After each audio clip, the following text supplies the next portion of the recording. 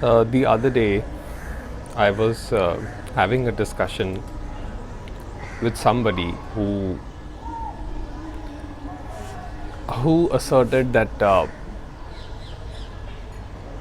there is this entity which lives in ignorance, and not realizing our true nature, our suffering begins. We suffer in life. And I was just thinking that this word ignorance, what does it really mean? Is it truly different from knowledge? Is not ignorance also knowledge? Because you are ignorant about something, therefore you have knowledge about something. And it is a personal experience that knowledge is always incomplete. Knowledge can never be complete. Now, it does not mean that we should not seek knowledge, or that there is no such thing as ignorance. Ignorance is there. Of course it is there, and of course it does cause suffering. But when we see knowledge as a solution to the ignorance, then there is a possibility that that can further enhance our ignorance. By the very fact that knowledge and ignorance not being separate, they being one, and knowledge inherently always is incomplete. There is no such thing as complete knowledge. You see, just by reading scriptures, just by knowing all philosophical teachings, nothing really changes as such. The basic human mechanism, this mind-body organism, is subjected to forces of nature which are quite powerful. And sometimes it so happens that the mind springs up and it says that I am ignorant, I am this limited entity, and therefore once I achieve that permanent state of bliss, that Sat-Chit Ananda, consciousness, Brahman, Chaitanyam, then I am going to become whole. But you see, if only superficial knowledge is attained, then all these things just become words. They don't have any deeper meaning. And the human being still remains trapped in conflicts. Now, life, by its very design, remains an alternating cycle of pain and pleasure, in which the duration of pain is more than the pleasure. And in fact, what is perceived as pleasure is also pain.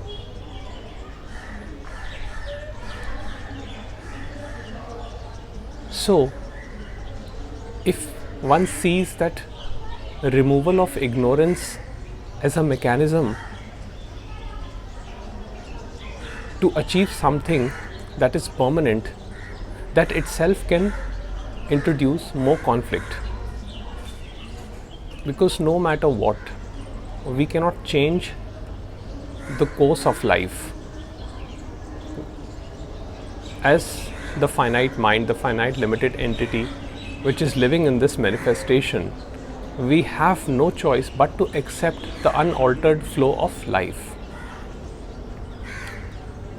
So you may read all the Upanishads, the Bhagavad Gita, the Bible, or all scriptures in the world, but yet your conflict may still remain, the conflict of life and living, the conflict in interpersonal relationships, the conflict of achieving enlightenment. So, what can be done? Now, there is something beyond knowledge. Knowledge by definition by your experience is a function of time. But there is something which is beyond time, and that is insight. Insight is always complete because there are no rationalizations around insight. So insight does not appear as a thought. Knowledge is born out of thought, and thought by nature is incomplete, it is divisive.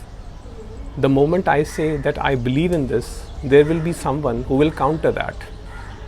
There will always be someone who will counter the thought, someone or some thought. So thought comes bundled in opposite, and all the knowledge has been formed with thought.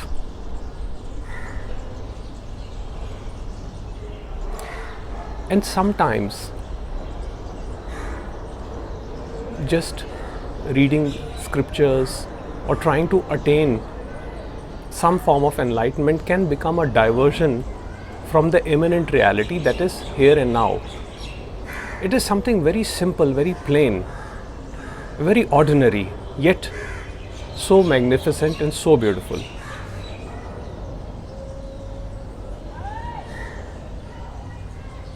So if we gain the courage to sit with ourselves in complete silence and allow everything to be the way it is, everything, then in that silence comes insight.